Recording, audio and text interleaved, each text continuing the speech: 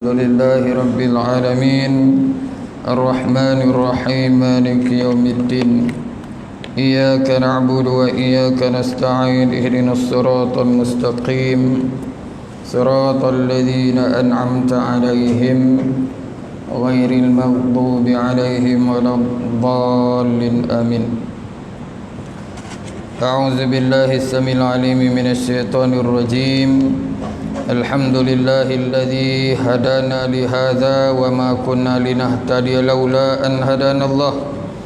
أشهد أن لا إله إلا الله وحده لا شريك له وأشهد أن سيدنا محمدا عبده ورسوله. اللهم صل وسلم وبارك على سيدنا محمد وعلى آله وصحبه أجمعين. رب اشرح لي صدري ويسر لي أمري واحلل عقدة من لساني يفقهوا قولي. أما بعد. Tuan muslimin muslimat yang dirahmati Allah Subhanahu wa taala, sebagaimana biasa sedikit peringatan COVID-19. Kita masih lagi berada dalam PKPP. Dinasihatkan supaya terus mematuhi SOP yang ditetapkan oleh kerajaan. Walaupun katanya kemarin dulu ada penemuan vaksin dah nama COVID. Namun nasihat Ketua Pengarah Kesihatan menyatakan seandainya kita terus mematuhi SOP penjarakan fizikal, memakai topeng muka di tempat-tempat yang bersesak, sebenarnya kita tak perlu kepada vaksin tersebut. Lebih-lebih lagi kita di negeri Kedah. Orang Kedah ni kalau nak pergi keluar orang tak mau terima. Baru ni kami nak pergi Kelantan untuk bermuktamar. Last minute di cancel. Orang Kedah semua tak boleh pergi. Orang tak boleh pergi. Kedah di Alustar PKPD. Kemarin ada 10 kes. Maksudnya kes ni 2 hari sebelum tu tak ada kosong. Kemarin 10 kes, hari ni ada 5 kes. Dan di Sabah terus meningkat 110 kes. Kelantan dah ada balik hari ni 1 kes. Pulau wilayah ada 1 kes, Selangor ada 1 kes. Itu semua kosong belakang dah. Kita Kedah dengan Sabah. Hari ni Kelantan ada balik, wilayah ada balik, Selangor ada balik. Bagaimana yang dinasihat oleh Ketua Pengarah? Menteri Kanan, virus ni ada di mana-mana. Ada di mana-mana. Maka sebab tu setiap rakyat diminta supaya terus mematuhi SOP yang ditetapkan. Moga-moga kita selamat. Di samping itu kita terus berdoa. InsyaAllah setiap malam, dan malam ni pun kita insyaAllah kita akan sembahyang hajat, memohon pada Allah SWT supaya Allah hilangkanlah. Hanya Allah lah yang boleh hilangkan benda ni tuan-tuan. Tak ada siapa. Buatlah apa pun, kita hanya mampu berusaha, tapi hakikatnya Allah lah yang boleh menghilangnya. InsyaAllah kita mai hajat, moga-moga Allah hilangkan penyakit ini daripada negara kita khususnya dan dunia. Amin insyaAllah. Alhamdulillah, malam ni kita sambung kita kepada Allah Subhanahu Wa Taala, karangan Tuan Guru Datuk Seri Haji Abdul Hadi bin Haji Awang, termasuk tentang ciri yang kedua ataupun tauhid al-asma was sifat. Kita baca dulu sikit. Itu kita mula balik. Bismillahirrahmanirrahim. Qala muallif hafizahullahu ta'ala wa nafa'ana wa iyyakum bi'ulumihi fid darain ya rabbal alamin. Kata pengarang hafizahullah, yang pertama itu tauhid rububiyah. Yang kedua tauhid al-asma was sifat, iaitu percaya dan mengakui segala nama dan sifat Allah Subhanahu wa taala secara ijmal, yakni secara borong, secara ringkas, dan tafsil secara detail menurut apa yang diberitahu di dalam Al-Quran dan oleh Rasulullah sallallahu, di mana Allah itu mempunyai al-asmaul husna. Disebut dalam Quran lahul asmaul husna yusabbihu lahu ma fis samawati wal ard wa huwal azizul hakim. Baginya, yakni Allah itu memiliki nama-nama yang indah. Bertasbihlah, sentiasa bertasbihlah segala makhluk di langit dan di bumi. Wa huwal azizul hakim, Dialah Tuhan yang maha handalan lagi maha bijaksana. Di mana Allah itu mempunyai al-asmaul husna, yakni nama-nama yang paling baik, paling indah, dan segala sifat kesempurnaan, yakni sifat kamalat, maha suci dari segala sifat kekurangan. Berarti Allah ni bersifat dengan sifat maha sempurna. Yang kita sebut subhanallah, subhanallah, itu ialah kita mensucikan Allah daripada segala sifat kelemahan. Lepas tu bila Allah nak sebut tentang Isra, subhanalladzi asra bi'abdihi lailan minal masjidil haram. Maha suci Tuhan. Aku nak bagi tahu kat kamu, aku ni maha suci. Mungkin kamu akan tak, lagu mana Tuhan nak penaik Nabi? Aku ni, kalau kamu mungkinlah, mungkin jet kamu tak ada minyak kan, mungkin jet kamu tak cukup power nak naik ke langit, mungkin kamu ada kelemahan, tapi aku ni maha suci daripada sebarang kelemahan. Sebab apa? Aku bersifat dengan sifat kesempurnaan. Perlu diketahui bahawa tauhid al-asma dan as-sifat sahaja tidak memadai untuk membuktikan Islam dan menyatakannya, tetapi mestilah melaksanakan apa yang lazim daripadanya yang terkandung di dalam tauhid ar-rububiyah dan al-uluhiyah. Maksudnya kalau kita hanya sekadar beriman dengan asma al-husna saja, la yakfi, tak memadai. Mestilah digabungkan tauhid rububiyah, tauhid al-asma was sifat, dan tauhid al-uluhiyah. Ini kerana orang-orang kafir juga mengakui beberapa sifat dan nama Tuhan. Sebagaimana itu kita belajar dulu, orang kafir juga mengakui bahawa Tuhan lah yang cipta alam, tapi mereka tidak mentauhidkan Allah.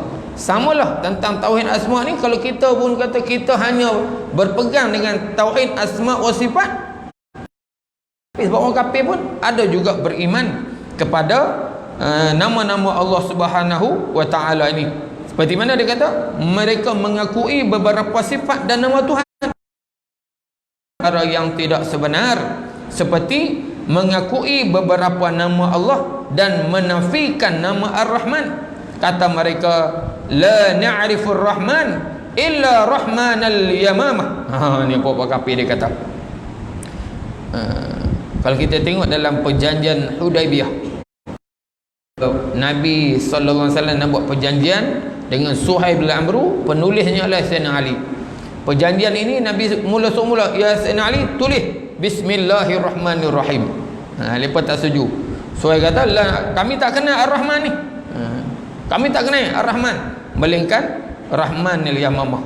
Nabi kata tak setuju. Nabi ini bila mereka tak setuju, Nabi suruh Sayyidina Ali padam. Habis tak boleh tulis bismillah, nak tulis apa? Depa kata, Suhaib tulis bismikallahumma. Nabi kata, Ali padam, tulis bismikallahumma. Tengok Nabi beralah. Kalau kita tumbuk kami nak bismillah juga. Kami nak bismillah juga. Tak bismillah, jom golin tengah jalan. Nabi tak apalah, tak tulis bismillah pun tak apa, tulis bismikallahumma. Kemudian nak tulis lagi perjanjian, tulis perjanjian ini antara Muhammad Rasulullah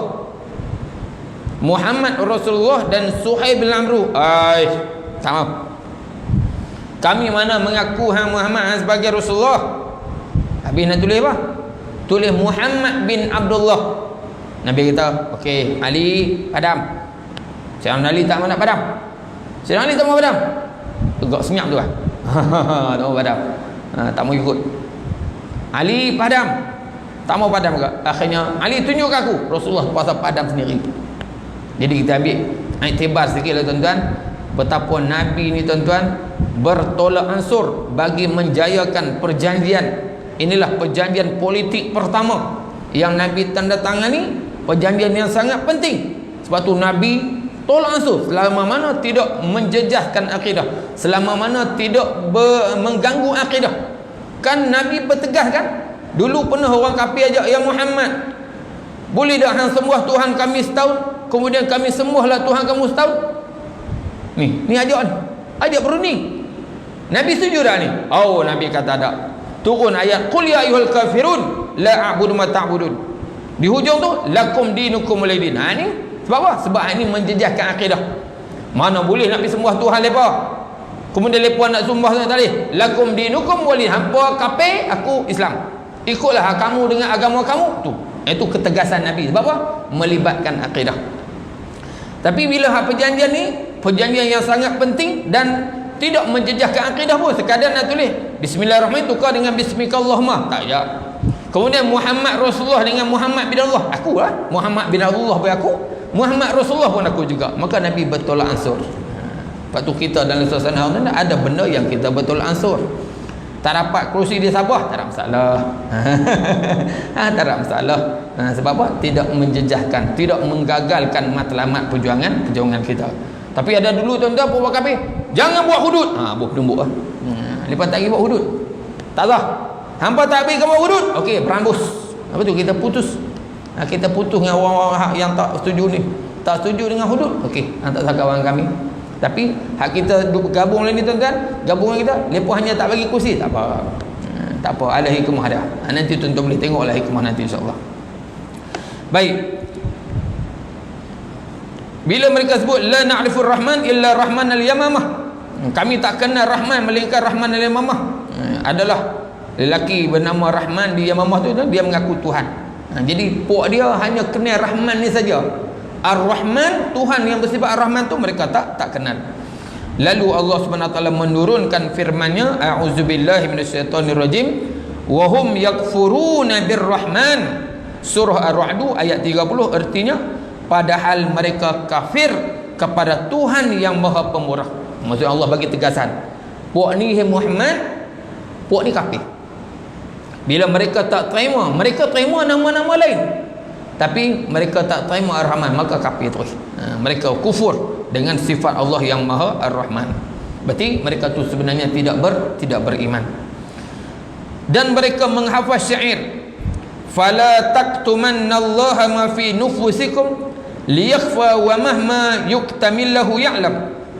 Maka janganlah kamu menyembunyikan dari Allah apa yang ada di dalam diri kamu, supaya tersembunyi walau bagaimana ia disembunyi, Allah pasti mengetahuinya. Tadi mereka tak percaya pada sifat Ar-Rahman, tapi mereka percaya pada sifat Tuhan Maha Mengetahui.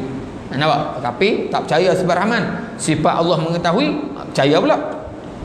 Berarti kesimpulan disebut, mereka mengakui beberapa nama dan sifat Allah Subhanahu Wa Taala, tetapi mereka engkarkan nama Ar-Rahman dengan maknanya yang sebenar. Begitu juga tentang sifat-sifat Allah. Bahkan kadang-kadang mereka mengada-ngadakan sifat yang tidak layak bagi Allah Subhanahu Wa Taala. Sebagaimana ada orang kafir kata Tuhan ni ada anak. Tuhan ada anak, sedangkan Tuhan sebut lam yalid wa lam yulad. Allah tidak beranak dan tidak diperanakkan. Orang kafir sebut yadullah maghlulatun, Allah ni tangan terbunuh, maksudnya dia gambar Allah ni kedekut. Subhanallah. Sedangkan kita kenal Allah ni maha pemurah, Tuhan ni Razzaq. Berarti orang kafir ni dia reka macam-macam sifat. Berarti tunggu nak sebut kat kita sini, kalau kita hanya sekadar beriman kepada asma wa sifat tidak memadai. Baik. Yang ketiga,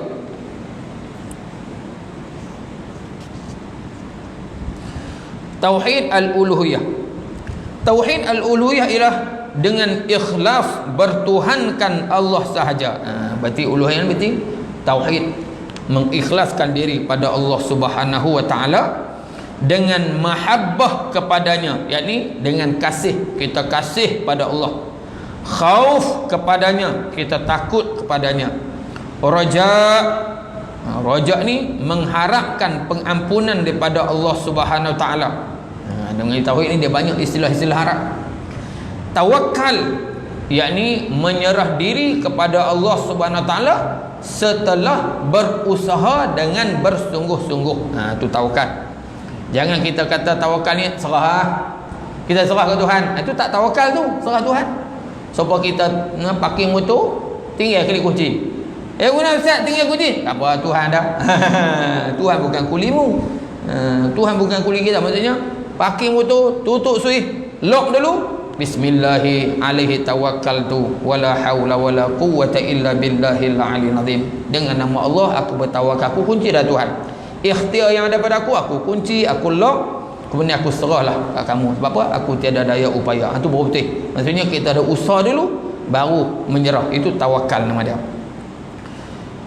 Raghbah, yakni sangat cinta untuk berjumpa dengan Allah Subhanahu wa taala. Raghbah.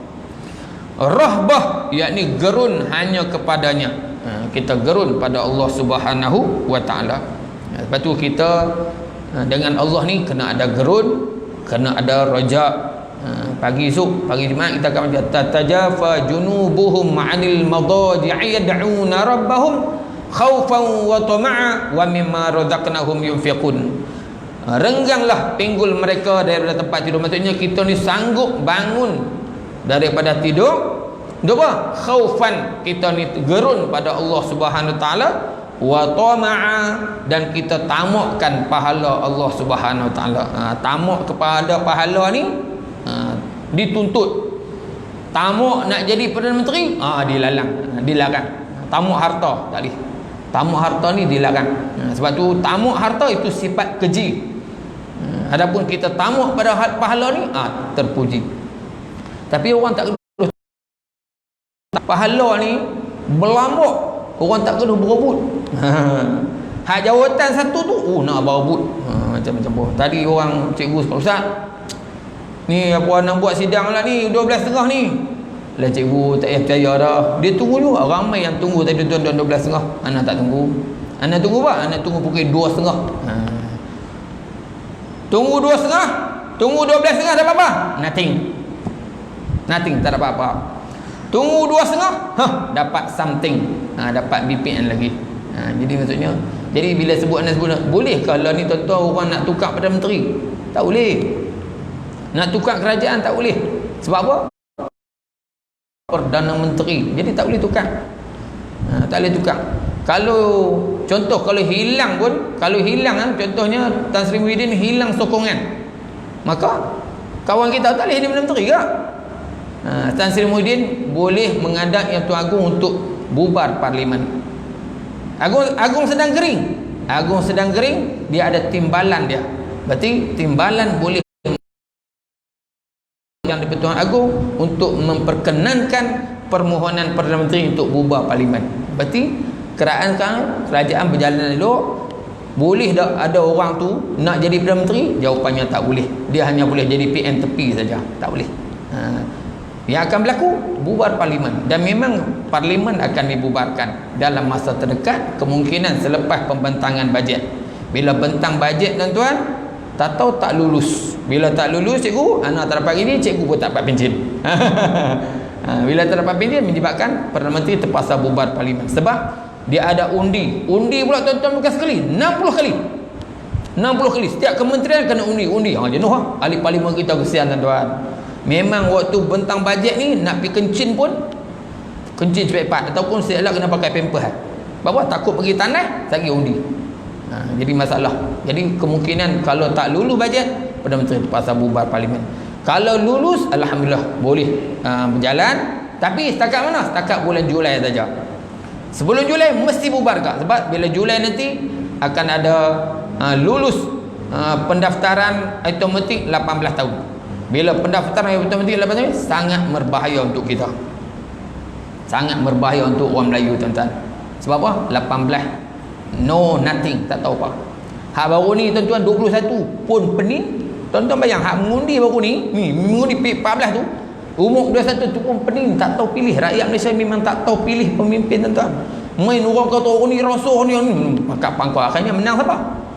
Menang musuh. Sebab rakyat kita tak pandai lagi. Tu hak 21, bayang 18 ni duk ada 6 juta lebih. Allah Rabbi. Jadi kerajaan nak elok supaya jangan hak 18 ni mengundi. Sebab apa? Tak pandai lagi, tak cerdik. Lepas tu di sekolah budak-budak kita tuan-tuan, kalau kita tak bimbing dia nak pilih kos ke universiti, dia pilih ikut dan mujuk ada kaunselor, pilih okey kau ni, kau ambil kos ni, okey kamu ada ke mana, okey ambil kos ni.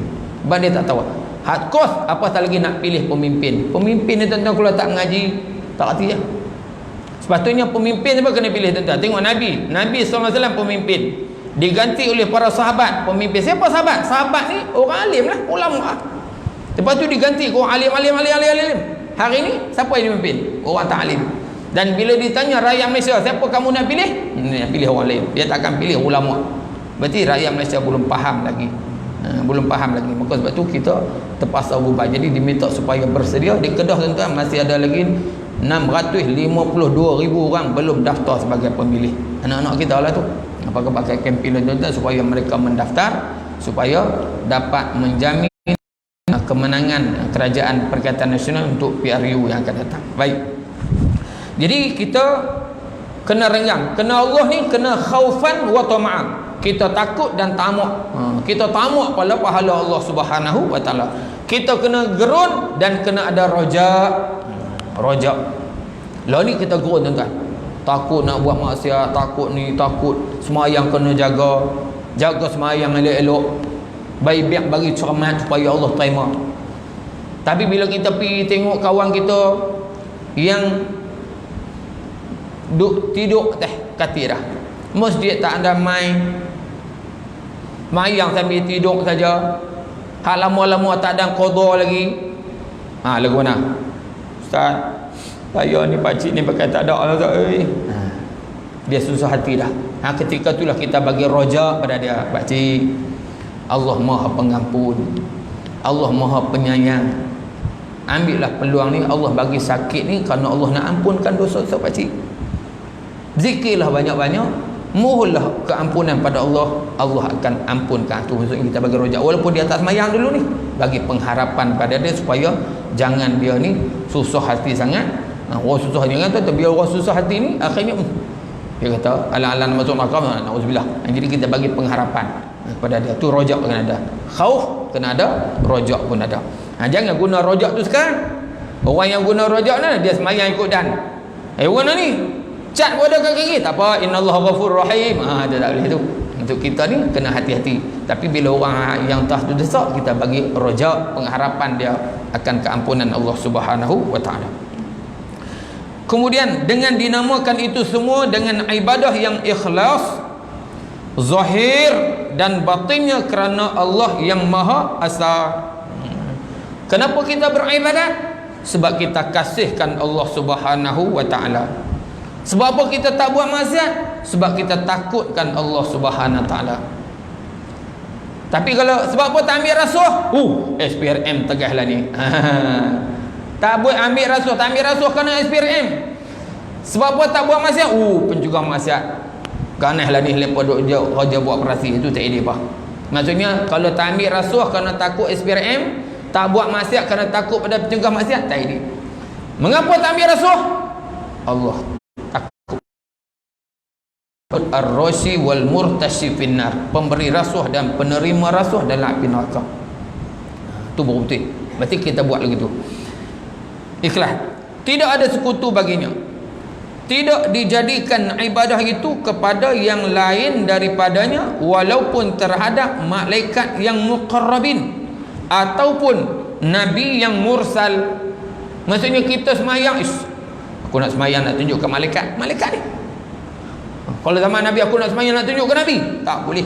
Kalau dekat malaikat pun tak boleh, dekat Nabi pun tak boleh. Jauh sekali kepada yang lain daripada itu. Nak tunjuk ke tu imam, menantu nak tunjuk ke pak mentua. Warna abang nak pergi masjid ni, pak mentua mai ni. Pak mentua mai. Jadi kerana pak mentua lagi tak boleh lah. Mestilah semata-mata kerana Allah Subhanahu wa taala, dan menerima segala hukumnya dengan yakin dan redha.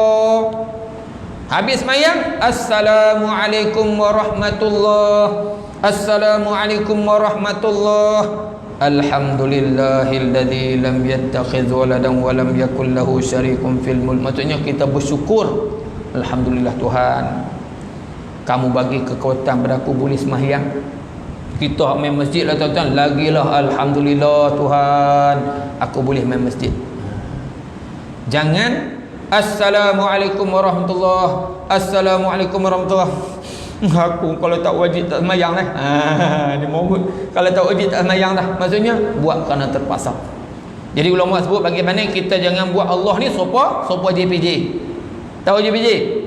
Kita pergi bayang saman, lepas bayang saman mana? Alhamdulillah. Alhamdulillah boleh bayang saman tahun ni. Tak apalah kita bayang saman 300 ya. Kerajaan habis puluh-puluh juta buat jalan. Ada kata tu? Tak ada Lepas bayang mana? Keluar perkataan pelik-pelik kita tak boleh sebut ustaz. Lepas bayang tu, keluar tu macam-macam tu maksudnya bayang tapi redha ke tak redha, tak boleh. Kita dengan Allah tak boleh. Sembahyang dengan redha. Alhamdulillah sembahyang. Bayar zakat walau banyak mana pun, alhamdulillah Tuhan, rezeki yang kamu bagi ke aku boleh infakkan kepada kamu. Wa mimma razaqnahum yunfiqun. Aku yakin wahai Tuhan, rezeki yang aku dapat ni kamu yang bagi. Aku hanya pegang sat saja. Jadi bila aku boleh bagi zakat, aku telah tunaikan amanah aku padamu. Maksudnya kena redha. Kena redha segala Allah Subhanahu wa taala kepada kita.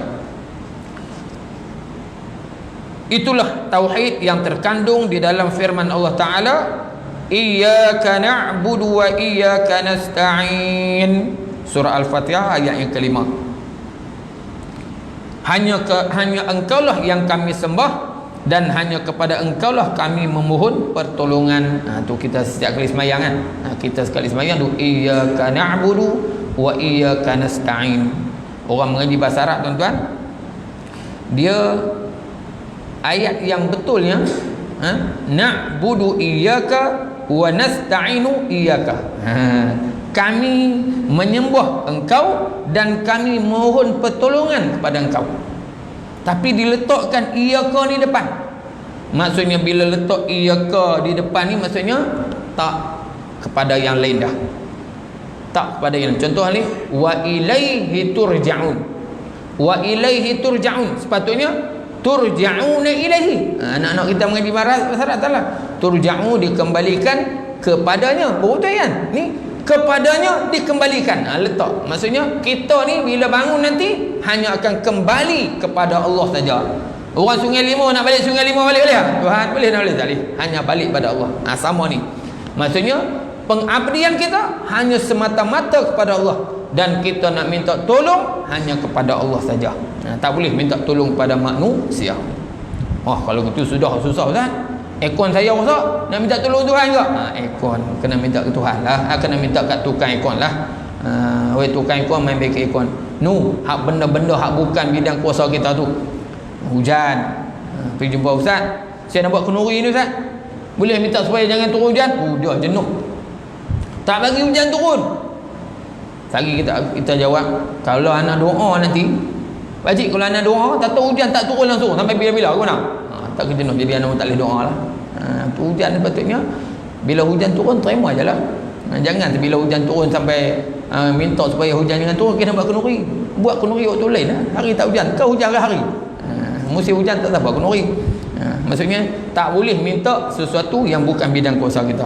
Hanya boleh minta pada Allah Subhanahu Wa Taala. Termasuklah kita nak minta apa? Nak minta pertolongan. Ista'inu bis sabri was salah. Mintalah tolong. Ya ayyuhallazina amanu ista'inu bis sabri was salah. Hei orang beriman, mintalah tolong pada Allah dengan sabar dan sembahyang. Orang sakit tu dia nak minta tolong. Kan? Lepas tu kena pakcik sabar. Bila sabar tu kita sudah memohon pertolongan daripada Allah Subhanahu Wa Taala. Bila sabar. Orang ada berjuang Islam, sabar berapa lama dah? Sabar. Macam-macam orang buat kan. Akhirnya Allah bagi kemenangan dengan izin Allah Subhanahu wa taala. Firman Allah Taala li fa'budhu wa tawakkal alaih wa ma rabbuka bighafilin amma ta'malun.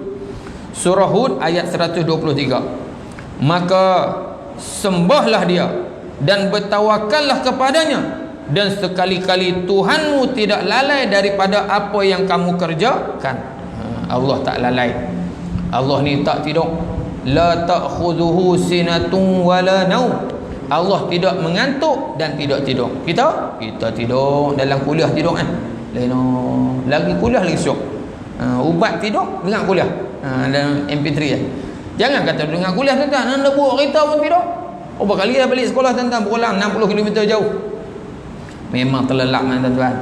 Terlelap. Minta rayu walaupun yang tulis surat dia 3 kali dah. Saya ni dah beberapa kali terlelap semasa memandu, khususnya ketika pulang daripada sekolah. Sudah tentulah ini membahayakan keselamatan saya. Apa lepas suruh? Sabar Ustaz. Sabar kepala otak hamba Tapi nak sebutnya bahawa kita tuan-tuan mengantuk. Kita ni tidur tengah buat kereta, tuan-tuan bayangkan boleh tidur. Tapi Allah Subhanahu Wa Taala tidak pernah tidur, tidak pernah lalai daripada apa yang tak tidur. Tuan-tuan, Allah kawal kita 24 jam. Betul tu kita tidur. Kita tidur ni tuan-tuan, Allah, binatang nak main boleh, pencuri, penyamun, semua boleh tidur mana tak? Orang perempuan tidur macam kan? Ni penyamun main cabut rantai. Tak ada tu. Mana rantai aku? Sampai 100 lah tidur. Tapi kita bangun tengok, alhamdulillah segala-galanya. Siapa aja? Allah lah. Anda ingat tu guru, ni apa dia sebut? Bila kita tidur tuan-tuan ni, lubang hidung kita tutup tak? Lubang hidung, lubang telinga tutup tak? Tak tutup. Semua masuk? Semua tak masuk. Nyamuk tak masuk. Dia main, dia tak masuk lubang hidung. Siapa jaga? Allah Subhanahu Wa Taala tanpa kita sedari. Sebab tu bila bangun kata apa? Alhamdulillah. Terima kasih kepada Allah Subhanahu Wa Taala kerana jaga kita. Firman Allah Ta'ala lagi, fa in tawallau faqul hasbiyallah la ilaha illahu alaihi tawakkaltu wa rabbul arsyil azim. Surah At-Taubah ayat 129. Maka jika mereka berpaling dari keimanan, maka katakanlah, cukuplah Allah bagiku, tidak ada Tuhan melainkan Dia, hanya kepadanya aku bertawakal, dan Dia adalah Tuhan yang memiliki arasy yang agung. Ana ni terima petua daripada Tok Guru lah.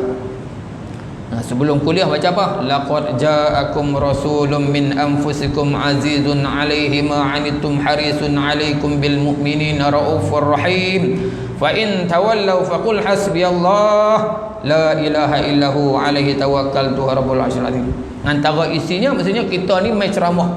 Kalau boleh ni ceramah tuan-tuan, nak semua orang dengar. Nak semua orang ikut. Bagus Sadim, betul. Habis kuliah mai terima kasih belakang. Terima kasih. Boleh tak? Tak ada Orang kata macam-macam ada tuan-tuan. Maki macam-macam ada. Menyampah ada. Bila nak berhenti tu ada. Tapi faqul hasbi Allah, cukuplah Allah. Lepas tu ada sahabat kita, dia ni cuba duk nasihat lah. Orang tutup dia macam-macam. Dia bukan ustaz. Dia tapi dia nak buat kerja ustaz. Sampai nak tutup akaun Facebook. Ustaz, saya tak mahu Ustaz. Saya tegur sikit, orang kata macam-macam saya. Anak pun pujuk dia, ente kan nak buat kerja ulama. Bila buat kerja ulama, pasti ente akan dicerca, dikeji, dihina dan sebagainya. Lalu anak bagi pantun ke dia, kalau takut di lambung ombak, jangan berumah di tepi pantai. Tu pantun Nur Ibrahim dulu tu. Maksudnya kalau ente takut kena maki, kena keji, tak payah duk buat kerja ulama. Memang buat kerja ulama ni akan kena herdik, maki. Ulama aja, Nabi bukan sekat kena maki, dibunuh tuan-tuan. Jadi kita buat kerja tu mesti akan ada harapan. Maka bila kita berdakwah akan ada tentangan, ada kecumuhan, malah orang tak mau terima, maka teruskan. Mungkin kita ajuk hari ni apa yang nak sebut ni tuan-tuan, orang tak boleh terima. Tapi bila 10 tahun akan datang, 10 tahun akan datang, banyak dah kes tuan-tuan. Anak duk khutbah, orang report polis waktu nak khutbah main di sini tuan-tuan 2011. Tapi akhirnya tuan-tuan, orang yang report polis dengan duk mengaji dengan alim. Dulu dia report polis, sekarang dia main menadah kitab dengan kita. Ada seorang tu, dulu dia panggil dah ke khutbah juga. Entah dia awal ni duk sebut apa? Buat betul dalam khutbah ni. Anak pun bertengking, dia bos tuan-tuan. Dia bos. Sekarang dia sudah pencen, dia main mengaji dengan anak juga. Maksudnya waktu kita cakap dulu tak lama, tapi itulah dakwah kita ni. Kadang kita sampai ke hari ni, Nabi sallallahu alaihi wasallam dakwah pada Abu Sufyan lama. Berapa pun? 20 tahun. Selepas 20 tahun, waktu Fatu Mekah, barulah Abu Sufyan beriman pada Nabi Muhammad sallallahu alaihi wasallam. Faqul hasbiyallah. Satu lagi ayat firman Allah Taala, Rabbus samawati wal ard wa ma bainahuma fa'budhu wastabir li'ibadati hal ta'lamu lahu samia. Surah Maryam ayat 65. Artinya Tuhan yang menguasai langit dan bumi dan apa-apa yang ada di antara keduanya, maka sembahlah dia dan bersabarlah dalam beribadat kepadanya. Adakah kamu mengetahui ada seorang yang sama dengan dia yang patut disembah? Jadi kita dalam beribadat, sama ada beribadat dan meninggalkan maksiat, mestilah bersabar. Nak semayang ni kena sabarlah. Banyak ujian-ujian kita. Waktu nak semayang, nak puasa pun ada ujian, orang nak tunai haji pun ada ujian. Jadi kena sabar. Nak tinggalkan maksiat pun kena sabar. Semua tu diperintah oleh Allah Subhanahu wa taala. InsyaAllah tuan-tuan, kita akan sambung lagi beberapa ayat lagi berkenaan dengan sifat al-uluhiyah Allah Subhanahu wa taala dalam jelasah yang akan datang insya-Allah. Wallahu a'lam. Aqulu qawli hadza wa astaghfirullahaladzim li wa lakum wa lisairil muslimin wal muslimat. Wassalamu alaikum warahmatullahi wabarakatuh. Bismillahirrahmanirrahim. Alhamdulillahirabbil alamin. Wassalatu wassalamu ala asyrafil anbiya'il mursalin wa ala alihi wa sahbihi ajma'in. Allahumma fa'na bima 'allamtana wa 'allimna ma yanfa'una. Rabbi zidna 'ilma warzuqna fahma. Allahumma arinal haqqa haqqan warzuqna ittiba'ah wa arinal batila batila warzuqna ijtinabah. Rabbana iftah bainana wa baina qaumina bil haqq wa anta khairul fatihin. Rabbana atina fid dunya hasanah wa fil akhirati hasanah wa qina azaban nar. Sallallahu ala sayyidina Muhammad wa ala alihi wa sahbihi ajma'in. Walhamdulillahi rabbil alamin. InsyaAllah tuan-tuan, kita pengisah kita akan maya ajat khusus untuk COVID-19 ini, dan yang keduanya untuk yang di-Pertuan Agong kita insyaAllah. Allah. Subhanallah. Bismillahirrahmanirrahim.